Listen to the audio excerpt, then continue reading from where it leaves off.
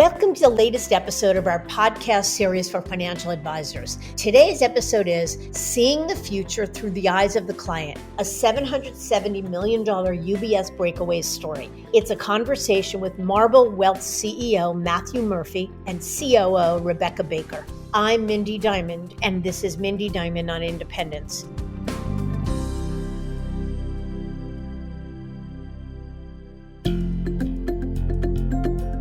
This podcast is available on our website, diamond-consultants.com, as well as Apple Podcasts and other major podcast platforms. If you are not already a subscriber and want to be notified of new show releases, please subscribe right on your favorite podcast platform or on the episode page on our website. For Apple Podcast users, I'd be grateful if you'd give the show a review. Your input helps us to make the series better and alerts other advisors like you who may find the content to be relevant. And while you're at it, if you know others who are considering change or simply looking to learn more about the industry landscape, please feel free to share this episode or the series widely. People are sometimes surprised when they hear of a young, growing wirehouse team making the leap to independence. These teams have the tiger by the tail at their firms and a long enough runway to take advantage of a massive recruiting deal from another big firm before opting for independence down the line. So why would they instead opt for independence now? Matthew Murphy and Rebecca Baker built a nearly $800 million business in just 15 years working with high net worth and ultra high net worth clients. But it became apparent that they were limited in what they could do for their clients within the wirehouse environment, such as offering sophisticated lending solutions that were not accessible at UBS. And to truly serve their clients in the manner they thought was best meant not just changing firms, but changing models. We're young, we've got energy, and we want to build something. Going to another wirehouse wouldn't enable us to do that, Rebecca shared in a Barron's interview. So they jumped into due diligence with our firm, heading down a path to explore the idea of launching their own RIA. And ultimately, they decided on launching Marble Wealth with Sanctuary Wealth, a solution that offered them support to get the business up and running more quickly than they might on their own, plus the scaffolding that they hadn't considered they might need along the way. In this episode, Matthew and Rebecca recount their journey with Lewis Diamond. They talk about what they learned along the way and the impact of having signed on to an ALFA agreement with a senior partner. They share what's changed in their ability to serve their clients and grow the business. And they offer valuable advice for any advisor considering change plus much more. There's lots to discuss, so let's get to it.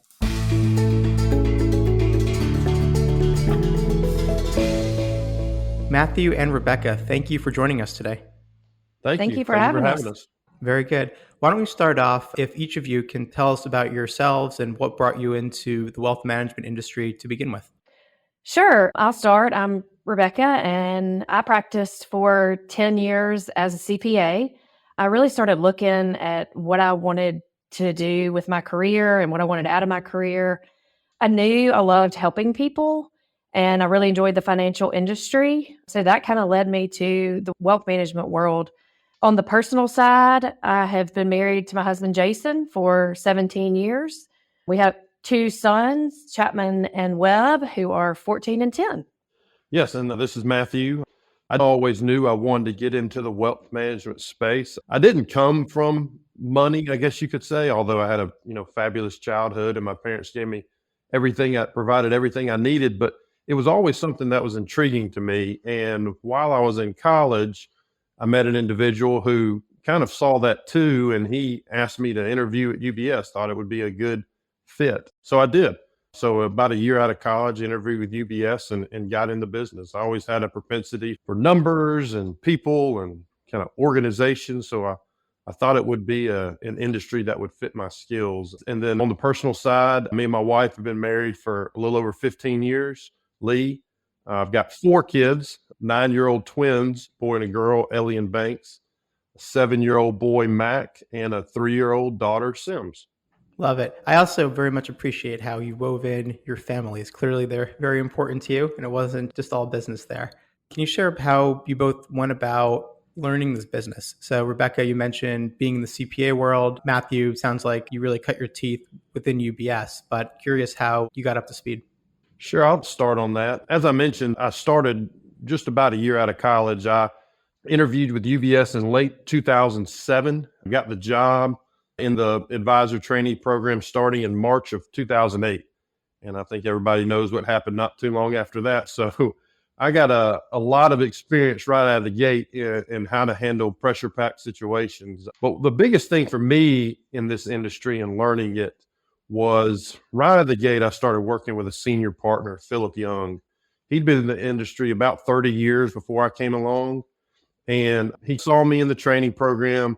We got to know each other. We were in the same office, and he asked me to basically come work with him, just sit next to him. So those first 4 or 5 months in the business were right in the middle of 2008, and being able to sit next to somebody that was dealing with that was dealing with clients he'd had for 30 years and how we talked to them and the conversations they had. I had a driver's seat right next to him, to a passenger seat to hear all that. And then over the years after that, coming out 22, 23 in the business, you're not going to work with the clients that a partner for 30 years would.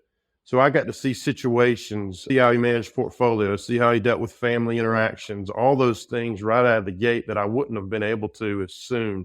So although my learning curve was steep, I wouldn't change a bit about how I started in the industry. Yeah, and mine's background is obviously a little different than Matthew's. I was a CPA, like I said, for 10 years, and I had seen a lot. I had worked both on the audit and tax side, but focused mainly on the tax.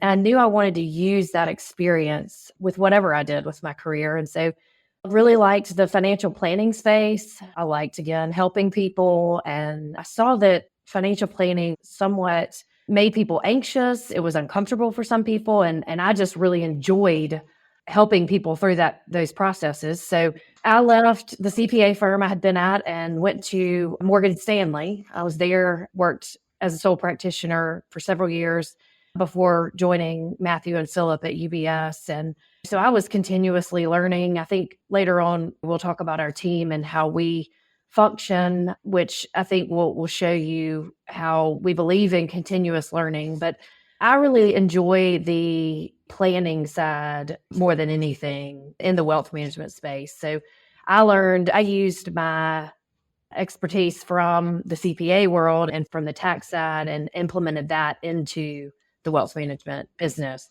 and still continue to do that today. Very interesting. And Matthew, to address your method of learning, I think a lot of folks would credit a mentor or senior partner for helping show them the ropes. But obviously, that's not the only part of why you've been so successful. Recently, you were ranked number 3 on Forbes' top next generation list in Alabama, 34 in the entire state. And the two of you built a $700 million plus business while pretty much under 40 years old. So curious, aside from the partnership with your retired partner, I'm very curious how else you went about building the business together. Sure, I'll take that one. It's a team-based approach. I'm somebody that doesn't believe I have all the answers, that I have all the answers for any one client, or that I'm always going to come to the best solution by myself. I learned that from Philip. When we would work together, we sat in the same office. UBS gave us 2 offices, but we turned one into a small conference room, and the other one we put me and Philip back to our desk to each other. So we created a partner's desk.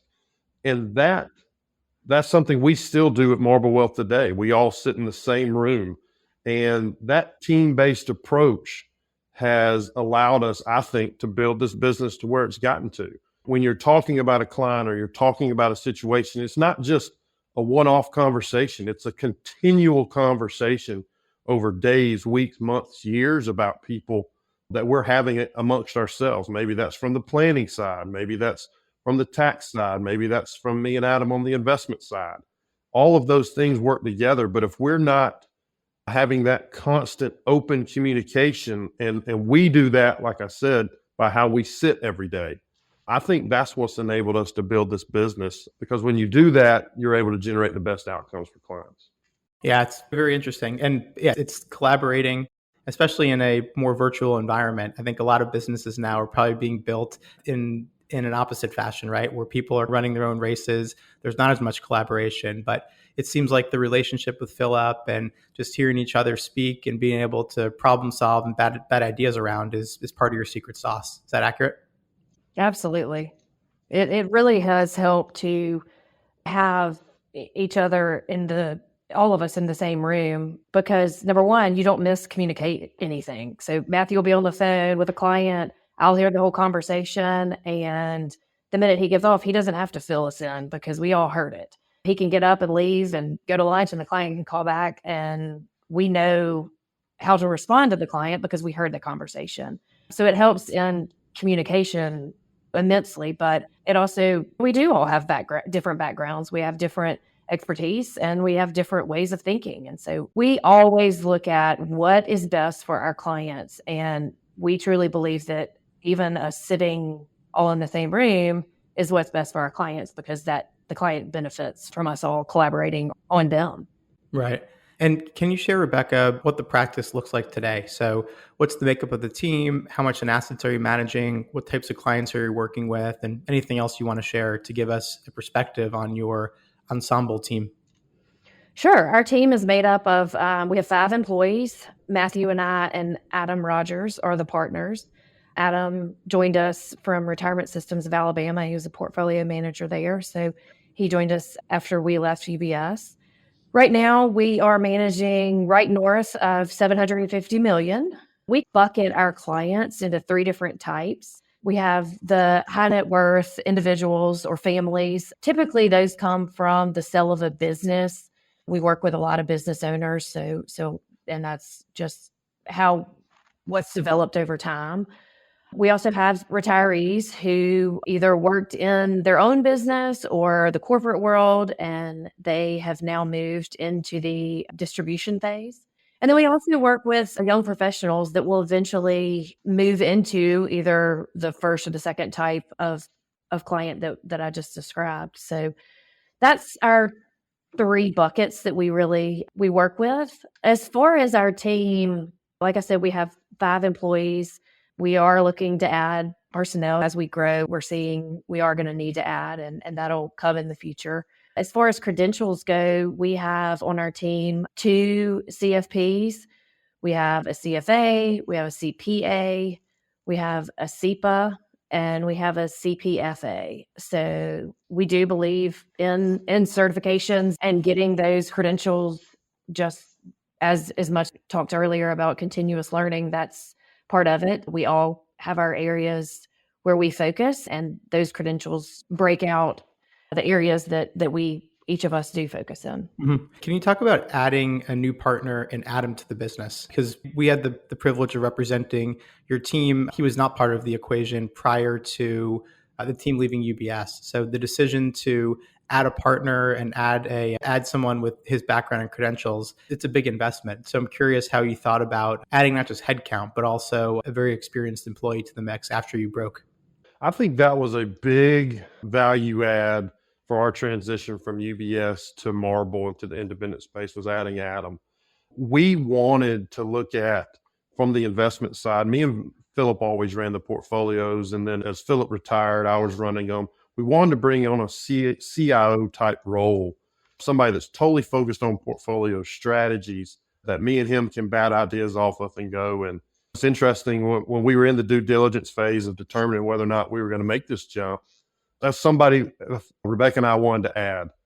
And we had a couple people in mind, and Adam was the first person we talked to. We go have lunch with him, and we put our hearts out on the table. This is what we want to do. This is how we see this. This is our vision. And I remember said, well, and we'd like you to join us. And I think it was about 2 or 3 seconds later, Adam looked at us, he said, I'm in. We were just like, all right, this is awesome. So being a business owner is easy. Yeah, that's right. We can hire anybody. So that was a big step for us, and having him, and not only his professional side, but his character and the type of person he is. And he's got 2 boys and his wife, Catherine. So it's a family affair too. And it's just been a great addition for us. I love that. Can you talk about how you use your age or ages to be competitive advantages? In this industry, I certainly see it personally, given my age. I mean, clients oftentimes probably prioritize or have a bias toward older advisors given their presumed experience. So I think we all see age sometimes as being a negative, but I know you guys lean into your age and use it to your advantage. So I'm curious how you think about age and how that helps to shape your business and your unique advantage in the marketplace. I think you're exactly right. There's a negative connotation to age. So I'll talk about that. But then there's also what we see as extreme positive. Just in the last couple of weeks, we've had 2 scenarios where prospects have come to us and they've worked with an advisor for 30 years and they're getting one sold a business, one looking to retire. And their 2 advisors who are different individuals, they're both retiring. So when you have a team like ours that all are around 40 or younger, that business owner that sells his business or that retiree that retires and now in the distribution phase, all that planning that you're going to do and set up the portfolio and how we're going to distribute money are on the business side, all the planning tactics that go into that. We're not only going to be there to plan for it, we're going to be there to see it through too. Over the next 20, 30 years, our team's going to be here to make sure that plan is executed the right way. So I think from an age standpoint, that's a huge advantage for clients to know that their advisor is going to be there for the long term. On the negative connotation side to it, like age, that says lack of experience. Well, Rebecca just went through it earlier. I mean, we've got a soup of letters in certifications, but also when you add up our experience, I've been in this business for 15 years. Rebecca was a CPA for 10 and now been in this business for 6 or 7 years. Getting close to 20 years experience. Adam was at RSA, helping manage a fund that was 50 billion plus in assets for almost 20 years. So we're young, but our years of experience, I think would be hard matched, to find another team with as many years experience. So I think that when people ask that age, they're saying, oh, they don't have experience. But I think we're kind of in that sweet spot where we got best of both worlds. Young enough to see financial plans through, but also not so young that we haven't built up many, many decades of experience. Yeah, I think it's a great answer. I'll piggyback on that and just say, too, again, I go back to the setup of our team, us being able to develop our team the way we have with, as Matthew said, none of us know everything. We can't do everything, but having our team with the experience in the areas that they do focus on is unique. So we may be younger. I mean, we're not young anymore, but younger, but we all have great experience in our areas, which coupled together provides for a better quality service for our clients. Yeah, I think that's right. It's like you can't be all things to all people. So I'm sure there's people that look at your website and they'll call the next guy that they find. But I agree with you that you're going to be around for a very long time. And it's all about your experience and your value add. And clearly you've proven that to your clients and into prospects. Let's pivot to just talking globally about your time at UBS. What were the best parts of working for the company? Sure, I'll take that. Since I spent almost 15 years there, the best part about UBS was the people. I mean, the way I came into the business, the ability to work under Philip, with Philip, and eventually become partners with him. I can't imagine starting my career any other way, and UBS allowed me to do that. The people in our office were fabulous. The branch manager we had for so long was great. The people we work with kind of like in the complex of the directors and were outstanding people. So for me, one of the biggest pros of UBS were just the people that we interacted with every day.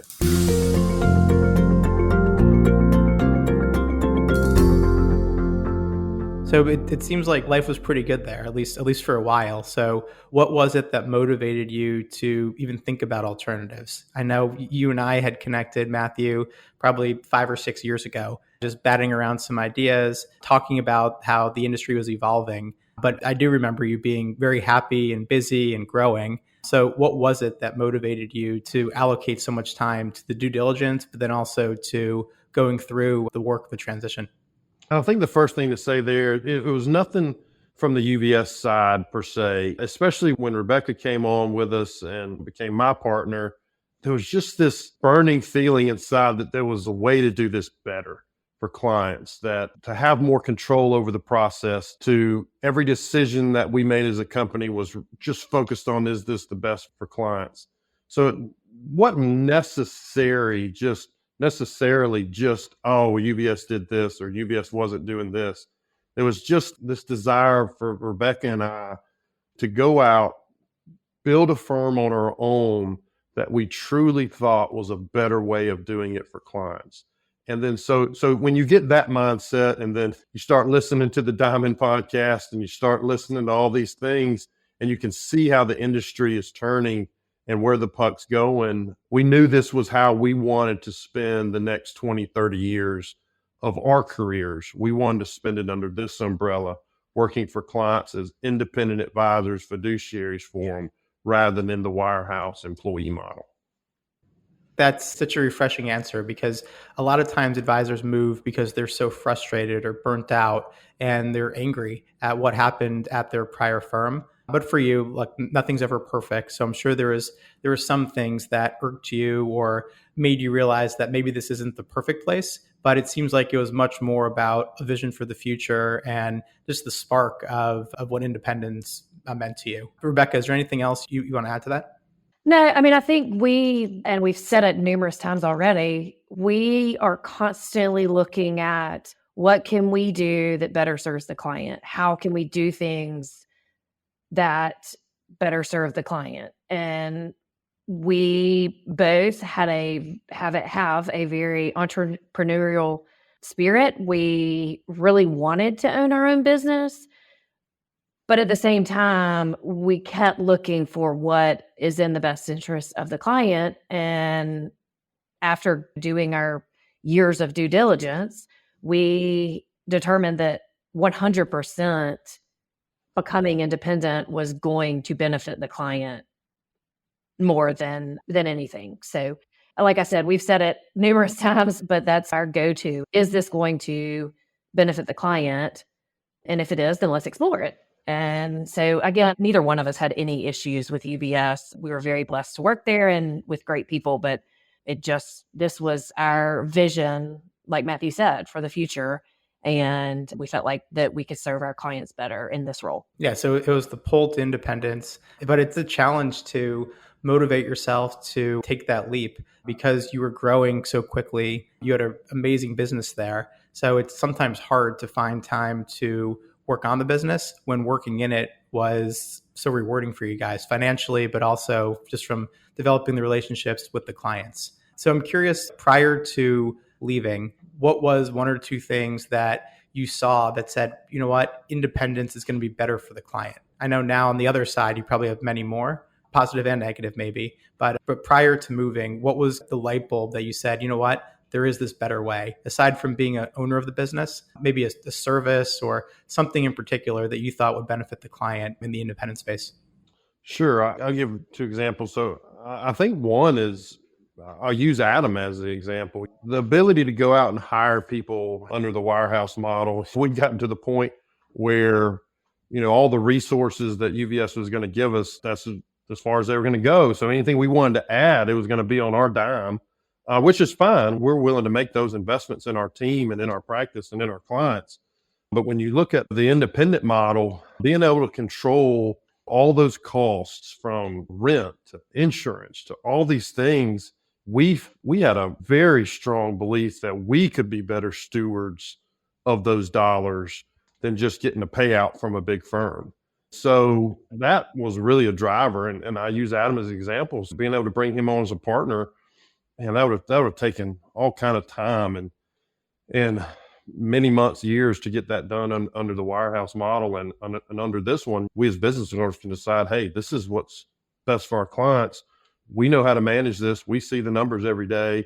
We can go make this change and do it. So it's really the autonomy, the control to say, hey, another thing, we're big on fees for clients. We've always been on the lower end of how we charge. We did it at UBS. We're always bumping against UBS's discount sharing program, but On this side, when you control the costs and you control everything, we passed along a lot of those savings to the clients and still come out better ahead than we were there. So I think it was just that not to say anything wrong with it. I think it's a great spot for a lot of advisors to be in that wirehouse model that just want to come in and just do the work for the client and go home. Like I said, we just thought there was a better way to do it, and controlling from the top down, that's really what we wanted to jump into. Yeah, thank you for sharing that. So, like many folks in the business now, that your team had an ALFA agreement, which is UBS's retiring advisor program or sunset program with Philip. Obviously, you've mentioned his name many times. Clearly, he was very important to you all and added immense value to the business. Can you talk, though, about being part of this program and how it shaped your view on staying versus going? Or put another way, did the fact that you had this agreement, did that kind of change your timing and have you think differently about the business overall? Sure, I'll take that just because being with Philip for so long and him doing that ALFA. Those stay-in-place programs that a lot of the big wirehouses have put in and UBS's with the ALFA program, I think they're good programs for whatever. It's a certain situation. It's an individual situation for an advisor that wants to do that. And where Philip was in his career, it worked out perfectly. The models that they showed us on what he would earn through that, we blew through those in the 5 years of that program. I think it almost doubled what it was projected to versus what actually happened. So when you look at the ALFA program that we went through, you would say it was a resounding success. Now, I'm just 39 as we sit here today. ALFA or one of those programs wouldn't be something I would consider for many, many years. So seeing that, and although we, like I said, very successful in doing it, me and Rebecca have such a long runway before something like that was even considered. It really didn't play a factor because it's like, that's so far down the road. We think from now to then, we can build a business in a lot better way. And if you look at the economics behind potentially whatever we want to do in the future with Marble versus doing an ALFA program, I think the economics are going to be a lot more better on this side. But like I said, that wasn't a driver. But, the ALFA program I think is great, or the stay-in-place programs at other firms, depending on the specific situation. We obviously had a lot of success with it. It was just something for us individually that was so far off in the future, just something we really didn't think we would ever get to, and thought there was a better way to do that down the road. And from your experience, would you recommend to other advisors signing on to an ALFA agreement? Let's say from the perspective of the retiring advisor, someone like Philip, but also the next generation successor, similar to Rebecca and yourself. I think that really goes into the unique situation that older advisor or the next generation is in. It really depends on them and where they're at. And some people don't have that desire to go independent or build it on their own, that they're fine with that. So it may be perfect for some people. I think for the next generation, it's something to just think about and make sure that's what you want. Because even when you get on the back end of that, you're going to have certain ties there that you just need to understand. So I think transparency, knowing what you're getting into, knowing what you're signing. If you believe in that and you can check all the boxes that the pros outweigh the cons, I think it can be good. But I think especially for the next generation, it's just something you just want to know all the fine details of it and know what you're getting into. Yeah, well said. And I would add to that, it's not just knowing the details, but also being comfortable that you're locking yourself in for a minimum of 5 years. Some of the programs now are extending 6, 7, 8, or even 9 years. So making sure that you're comfortable that the firm today, that you have a pretty good bet, you think things are going to stay consistent enough where you're not going to regret signing on. Because it is a very efficient way to build a business. And most younger advisors would love to take over a business. It's just a matter of what are you giving up and are you disadvantaging your clients by staying in place for another number of years? And in our ALFA situation, we were already working with Philip. Like we were already all partners. So it's a little different than just joining with a younger or older advisor. We already had the relationships with clients. We already because we worked with Philip the same way that Marble works together. Everybody worked on every client. So ours was a little different situation than, again, just someone retiring and some other outside person coming in and joining together to form a team to go through the ALFA program. So I think Matthew's correct in the fact that it just depends on the situation and depends on the people. But ours was a little different. Like I said, we were already a team. Right. So this next question is no doubt self-serving. I will take the air out of the balloon on that one, but I'm the podcast host, so I'm going to ask it anyway. Can you talk a little bit about how Diamond Consultants worked with you guys over the years and then up through your due diligence process? Sure, I'll take that. I mean, Lewis, you mentioned earlier, me and you connected years ago. And that kind of came from, I'm somebody who listens to a lot of podcasts. I read a lot of things. I read a lot of blogs. And I've been listening to you and Mindy's podcast for years. So just making that connection with you over then and talking shop and talking about the future, that was a big proponent of what kind of got my wheels turning, got me and Rebecca's wheels turning on what we want to do in the future. And then when it came down to, we're actually thinking about this, and Rebecca's like, all right, where do you want to start? I go, I think our first call should be to Lewis and just start talking through it. And that's what we did. And we hadn't gotten into this, but when we started this process, we thought for sure we were going to go complete, which we reversed on that. But with that, Lewis set us up with a marketing firm, a transition consultant, all these things that we didn't know that we had to learn and go through and get all the resources. And you were invaluable in that. So thank you. That was a great answer. Thank you for sharing that. Yeah. When you start out in this process and doing the due diligence, we knew some, but we didn't know much. And so I remember talking to you, asking questions and what ifs, and should we do this and should we do that? And I think having someone that has been through helping advisors go independent, helping advisors go to other wirehouses, helping other advisors go through all different kinds of transitions was so beneficial to us, because I can get in the weeds. And so trying to dig through some of the options out there was just a task that would have been so difficult if we didn't have someone that could explain to us maybe what some of those options meant and what was out there. Because the independent world is so large, and there are so many things, different ways you can go, that if you don't have somebody that's somewhat guiding you and listening to how your team functions, the culture of your team, what you want, then it is very difficult to even get started. So I would say thank you for helping us navigate through the beginning stages, because like I said, that world is so big that you can get lost. Well, pleasure to have helped you. So talking more into the details of the actual due diligence process, you from the beginning were resolute on independence. We're not looking to be an employee anywhere, but you were, and Matthew alluded to this, set on starting your own RIA. You wanted the absolute highest level of control. You weren't going to use a platform provider, and you guys were going to be do-it-yourselfers. Can you talk about why this was, and then ultimately why towards the end of the process, you made a U-turn and decided to join the Sanctuary Wealth platform? Sure. Rebecca and I started this process. We kind of looked at each other and said, we've got to be able to, any question that comes up or any hurdle that comes up in trying to explore this, we've got to be able to answer yes to the question, is this the best for our clients, or is this better for our clients than where we are now? Because at the end of the day, we don't have a firm without clients.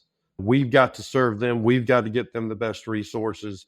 So that was our overarching theme we had a theme, a phrase to our due diligence was, is this the best for the client, or is this better for the client than where we were? So that's what we did. So we were going through, we were gung-ho, full RIA. That's what we were going to do. Well, when we got into it, like Rebecca said, started getting into the weeds, there were a lot of things that were like, okay, if we've got to tackle compliance head on all the way, if we've got a technology set up, all these kind of things, that's going to take time away from us on a daily basis on doing what we've got to do to have a business, which is serve clients, keep clients, get new clients. So that's when we made that turn. I don't know if there was a single point, but I do remember me, Rebecca, and Adam having lunch one day and us talking about it. we all looked at each other as like, yeah, we need to make sure these areas that we've never done before are handled by somebody that has a lot of experience in it. So it enables us to focus on what we are good at and the skills we do have, which is serve clients. Yeah, I think that's well said. And it's not an uncommon, I guess, chain of events, right? You start off saying, hey, we can do this. How hard can it be? Get more into the details. And I would have said that you absolutely could have done it. You had the savviness, the work ethic, but it's the trade-off is how much time do we want with our families? How much time do we want to spend on the real value adds of the business? So is there a way to outsource what we're not good at or what we're not familiar with and retain the things that make our business special?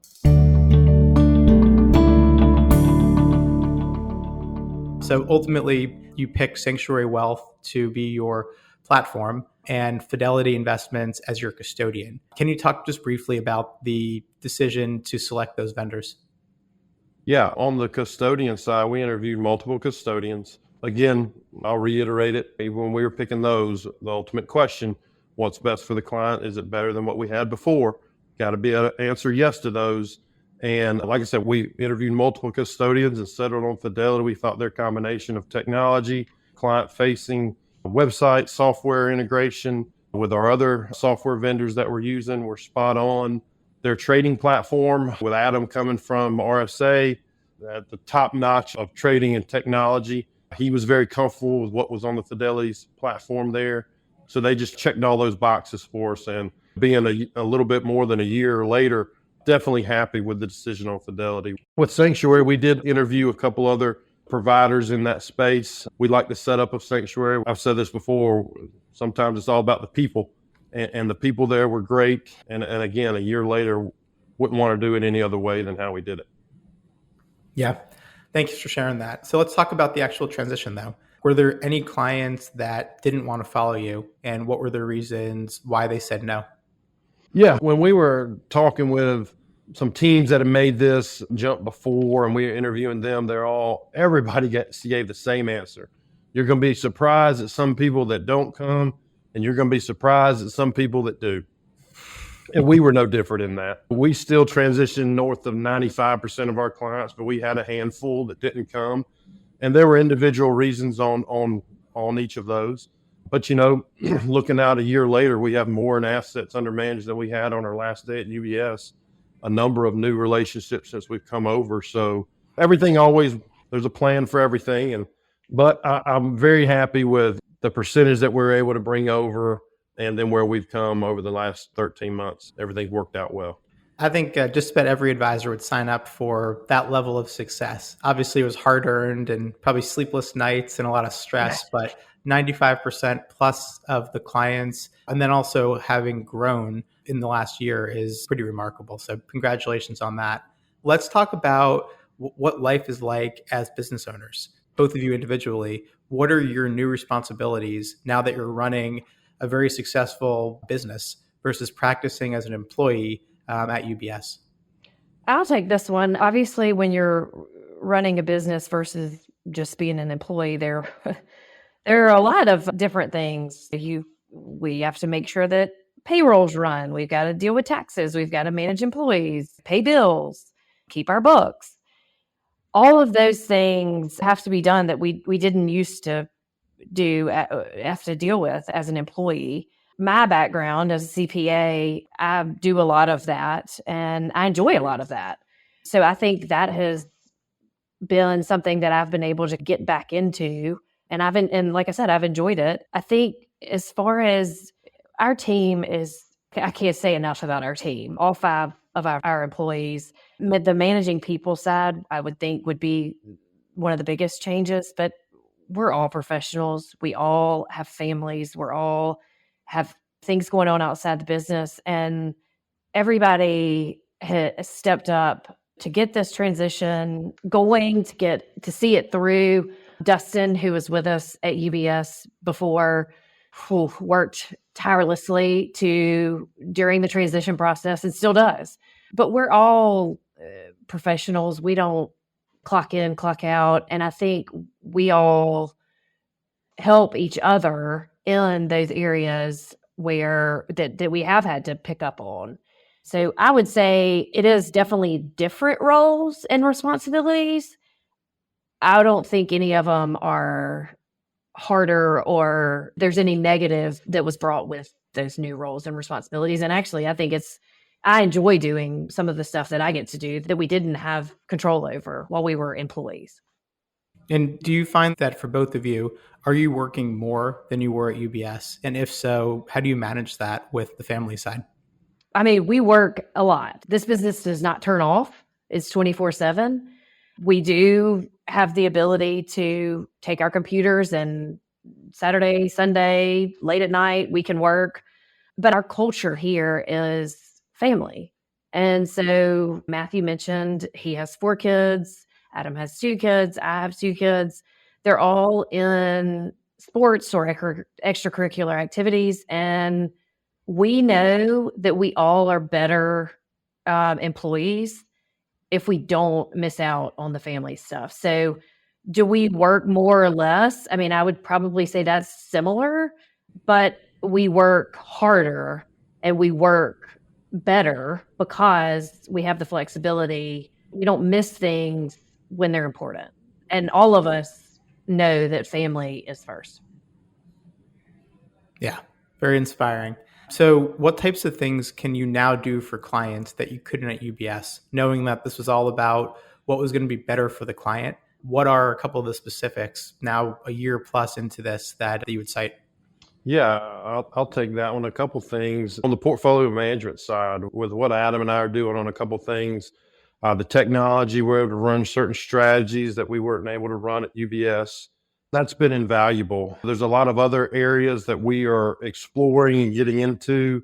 We've opened up a family office style services, Marble Family Office, partnered with an outside CPA to do those kind of services, whether it be bill pay, prepare simple individual tax returns, tax projections. We just had a new prospect come in that sold a business and projecting out taxes for this year and next year using a donor advised fund versus harvesting losses versus all those kind of things. So able to offer a lot more services outside of just the typical managing a portfolio and doing some planning that we were able to do before. Can you elaborate on the family office addition to the business? There's a lot of different ways, I guess, to add services. You can hire people yourselves, you can partner, you can outsource to a platform, you can choose not to do the services at all. So I'm curious just to hear how you thought about partnering with the CPA firm and how it's changed the business. That's something we always wanted to add, and it's something we're slowly building up, and I think we'll build it up over time. Now, a lot of our clients have CPAs they've worked with forever, and we love those relationships. We work hand in hand with clients, estate or tax attorneys, their CPAs. So our whole strategy in opening up Marble Family Office and building it up over time is to fill in the gaps for people in that area. Somebody that is looking for a change in CPA, we can have that, although it's not something we prospect with. We're just here to be the net to catch all if they need it. So it's in that vein that we're not trying to take business away from CPAs or anything like that. We're just trying to add these services where if our clients need them or they need someone that we're able to fulfill that and do that. Yeah. And has your vision changed in any other ways since launching the business? So I guess you had your whiteboard or your piece of paper 2 years ago before you launched the business. How does the business plan look different today than while you were still at UBS? I don't think the vision is any different. I think our vision of building a firm that we're proud of, that serves clients in the best possible way is still there. I think on the business plan side, because of our age and because of the skill set of all our partners and employees, we do have some plans of potentially buying out other teams, other RAs or advisors and merging them. And I think that's going to be something that maybe we didn't consider as heavily before. It was kind of in the back of our minds, but now being in this a little over a year and actually talking with a couple, I think that'll be very good for our business. And I don't think that's something that just any independent firm can do, but I think with how we work and how we communicate and the different skill sets we bring, I definitely think that is an avenue that we're currently exploring, but we'll continue to over time. Yeah, well, let's dig into that a little bit more. So you obviously have the successful case study of taking over the business from Philip. So I've done this before. We get a lot of calls from independent advisors or advisors of all shapes and sizes who would love to acquire, as it's brutally competitive. So as you're thinking about adding this as not a service line, but as the next phase of your growth, how are you thinking about finding these individuals? Are you thinking of old colleagues from UBS? Are you thinking of buying firms? Like, how are you going to think about who's the right fit and how to find these individuals? I think you hit it on the head. It's got to be the right fit, number one. I think our just professional reach is how we'll do that. People we know in the business, Montgomery and the areas around here, they're small towns, but so we know a lot of people. So I don't think there'll be a lack of potential prospects to go talk to in that area. But overall, it's got to be a big fit. And like you said, yeah, we did this with Philip, but people get this wrong per se. Maybe it's not talked about enough. The biggest thing about making a transition, whether you're going into ALFA or you're going independent or you're buying a firm, is the clients have to trust you. And me being young, out of school and working with Philip, I worked with him for more than 10 years before we even talked about ALFA or anything like that. I had built up that trust, and Philip had allowed me to build up that trust. He helped me do that too with clients. So I say that to where if you're going to, in our minds, if we're going to bring in another firm that we're going to buy out, we first got to get to know them. It's got to be a good fit. We've got to have common cultures. We've got to have the same outlook on pricing, on how you manage portfolios, on how you plan. And then at the end of the day, all their clients that they've worked with forever, there's got to be a period of time where they have to be introduced to us, where they've got to learn us. We've got to learn them. We've got to build that trust over time. So for us, it's not just a transaction. If we do anything like that, it's going to be that type of process, that it's a fit, it's a cultural fit. They like us, we like them, and it's a transition of us earning the trust of their clients over time to bring them into the fold, I guess you could say. Yeah, I like that, because in this environment, everyone's looking to acquire, and oftentimes the reasons are financial, but you don't really necessarily get the fit right. Sometimes it's going towards who's paying the highest multiple or who is the biggest firm. It seems like for you, you wouldn't even consider a deal unless first the cultural fit was nailed, and probably would agree with the statement that if you get the fit right, the economics tend to work out because interests are aligned and you can do what's really best for the client. That's right. I mean, I think you've gotten the gist of this conversation. Economics is really not something that drives us. You know, we could have obviously left UBS and gone anywhere and gotten a big check, but economics and things and dollars in our pockets, it's just something that doesn't drive us. We feel like that's the result. You focus on the process, the results happen, and that's how we tackle everything. Couldn't agree more. 2 more questions, and then we'll let you get on with your busy days. So you mentioned earlier that since you've transitioned, you've even grown the business. How has your prospecting changed relative to UBS? Or put another way, some of the clients you brought on board, would they have landed with you if you hadn't had become independent business owners? I don't necessarily think that the clients we brought on board since starting Marble, they wouldn't have come with, because we're still the same people. And being under the UBS umbrella or being under the independent side, it's still us. And at the end of the day, this is a people business. They've got to trust you, and they've got to assume or believe that what you're telling them is in their best interest. And you've got to actually do that. So I don't think that it would have been any different. I mean, I would like to say that we would have still gotten those, but I had this conversation with somebody yesterday, and I was telling them it's more just a mindset. The prospecting side, we know what we're doing every day and how we're serving clients and our communication and how we get to outcomes for people. We're biased, obviously, but we just believe we're doing it the right way. So, you know, when that comes to prospecting, I tell people all the time, I'm the worst salesman you ever met. I just can't sell. I've got to just be honest and transparent. And being a fiduciary, being an independent space, that's all it is honesty, transparency, and being on the same side as the client. So, like I said, I like to think that the prospecting wouldn't be any less because we're still the same people, but our mindset towards that has changed, which I hope is going to make us better in acquiring new clients as we go. And I think the new clients that we have acquired saw the unique way that our team works together which was different than what they were used to. They needed some tax advice. They needed some estimates and some calculations done that some advisors don't get into. Sometimes it's just about investing.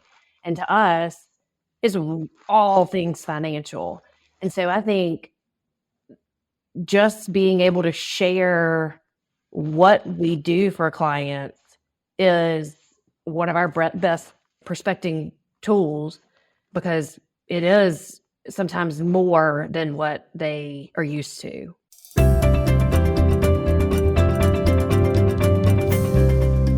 So let's take this one home. Just any advice that the two of you would give to those considering change, whether they're considering independence or just thinking about their business in a different way, similar to what you guys did a couple years ago. I think we heard it from the advisors that we talked to, and I think Matthew and I would both say the exact same thing. Don't wait. If you believe that a change to the independent space is what's best for your firm, take the leap and do it. It's hard. It's a lot of work. It's a lot of sweat and maybe some tears, but it is so worth it on the other side. And it's worth it for our clients. It's worth it for us personally and as a team. And I could not be more proud of the 5 of us and how we have managed the last year. And I'm so excited about our future, because I just think we have something to offer and visions that are going to be so exciting to watch. Let's end on that. I loved the enthusiasm, the exclamation mark to end this from Rebecca. Thank you so much for both of you for spending time with us today and talking us through your thought process and your journey and how you are definitively serving clients better as business owners. Till next time. Thank you, Lewis. Thank you.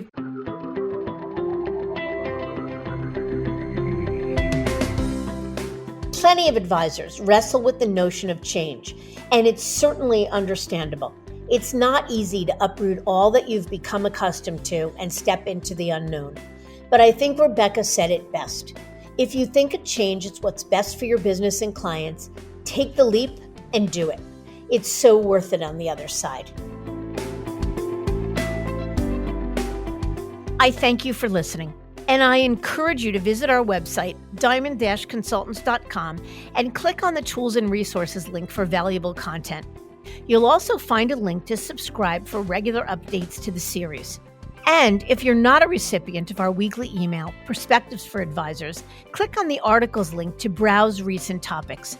These written pieces are an ideal way of staying informed about what's going on in the wealth management space without expending the energy that full-on exploration requires. You can feel free to email or call me if you have specific questions. I can be reached at 973-476-8578, which is my cell, or by email mdiamond@diamond-consultants.com. Please note that all requests are handled with complete discretion and confidentiality. And keep in mind that our services are available without cost to the advisor. You can see our website for more information. And again, if you enjoyed this episode, please feel free to share it with a colleague who might benefit from its content. If you're listening on the Apple Podcasts app, I'd be grateful if you gave it a star rating and a review. It will let other advisors know it's a show worth their time to listen to. This is Mindy Diamond on Independence.